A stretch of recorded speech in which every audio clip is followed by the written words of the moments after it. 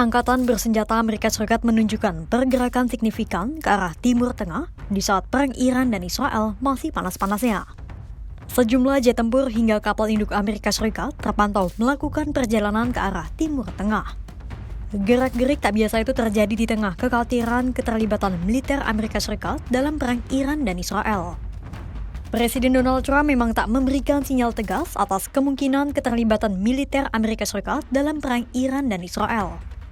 Namun, jawaban Trump yang tampak tarik ulur ditambah dengan aktivitas militer Amerika Serikat itu semakin menguatkan aroma-aroma mencurigakan. Seperti apa pengerahan angkatan bersenjata Amerika Serikat?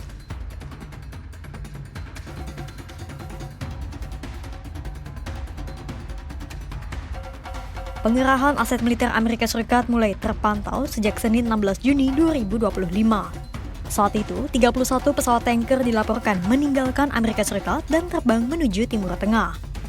Puluhan pesawat tanker itu bertugas untuk mengiringi jet F-35, F-22, dan F-16 yang juga menuju Timur Tengah.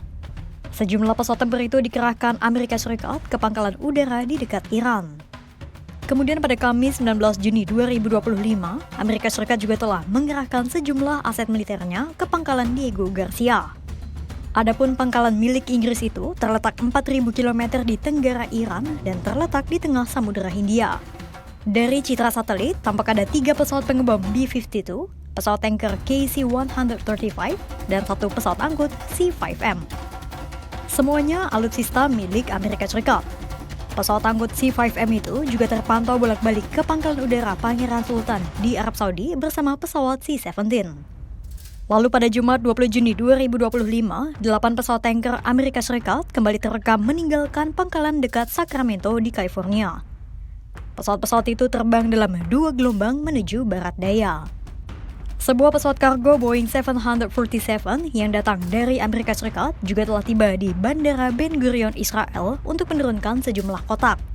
Tak jelas apa isi kotak itu, namun yang pasti peti-peti itu kerap digunakan untuk mengemas persenjataan. Amerika Serikat juga telah memindahkan puluhan pesawat militer mereka yang berada di landasan udara Al Udeid di Qatar. Pada awal Juni 2025, terpantau masih ada sekitar 40 pesawat militer di landasan udara itu. Namun pada 18 Juni 2025, hanya tersisa 3 pesawat yang mondar-mandir, sementara lainnya sudah diungsikan ke tempat lain. Peneliti RA Indy, Letnan Kolonel Purnawirawan Mark Schwartz, menjelaskan alasan pemindahan pesawat militer itu dari pangkalan udara di Qatar. Menurut Schwartz, pemindahan itu bagian dari langkah pencegahan karena pangkalan udara Udeid di Qatar sangat dekat dengan Iran.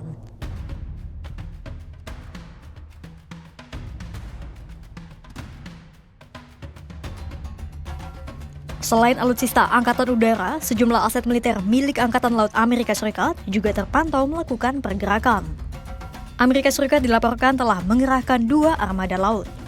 Kapal induk pertama adalah USS Nimitz yang bergerak ke arah Timur Tengah. Dan kedua adalah USS Gerald Ford yang bergerak menuju Eropa untuk mendekati Israel. Kedua armada perang itu dimungkinkan juga akan mengarah ke Laut Merah. Kehadiran 2 kapal induk ini akan melengkapi armada laut USS Carl Vinson yang akan meninggalkan kawasan Laut Merah. Namun, USS Nimitz menunjukkan kejanggalan saat berlayar di sekitar perairan Indonesia dan Malaysia. Pasalnya, kapal induk itu dilaporkan mematikan sistem pelacak otomatis atau transponder saat mendekati perairan Indonesia dan Malaysia. Sinyal terakhir USS Nimitz terakhir kali tercatat pada 17 Juli 2025, sekitar pukul 9:03 waktu Indonesia Barat. Namun setelah itu, sinyal kapal induk itu pun hilang. Di saat 2 kapal induk itu berlayar menuju Timur Tengah, Amerika Serikat justru mengeluarkan semua kapal perangnya dari pangkalan di Bahrain.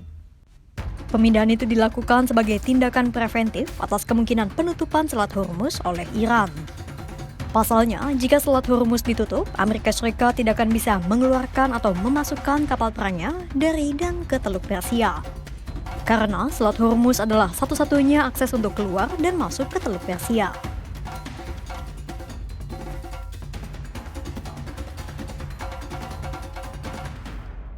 Meski Amerika Serikat telah mengerahkan aset militernya secara signifikan, Trump belum memutuskan akan memberikan lampu hijau atau lampu merah. Sikap Trump akan diputuskan sekitar awal Juli 2025. Hal itu disampaikan oleh Sekretaris Pers Gedung Putih, Karoline Leavitt, pada 19 Juni 2025. I have a message directly from the President, and I quote, "Based on the fact that there's a substantial chance of negotiations that may or may not take place with Iran in the near future, I will make my decision whether or not to go within the next 2 weeks." That's a quote directly from the President for all of you today. The President is saying that he will make a decision whether or not to go within the next 2 weeks. It's very clear and direct. Tidak ada yang tahu apa keputusan akhir Trump. Meski demikian, berbagai pihak termasuk para ahli sudah memperingatkan konsekuensi apa yang akan timbul jika Trump nekat menggunakan kekerasan militer. Mulai dari potensi perang habis-habisan, terancamnya personel dan pangkalan militer Washington di Timur Tengah, dan gangguan stabilitas regional dalam jangka panjang. Lalu, ada juga potensi krisis energi global karena kontrol Iran atas Selat Hormuz, hingga munculnya gelombang imigrasi di Timur Tengah dan Eropa.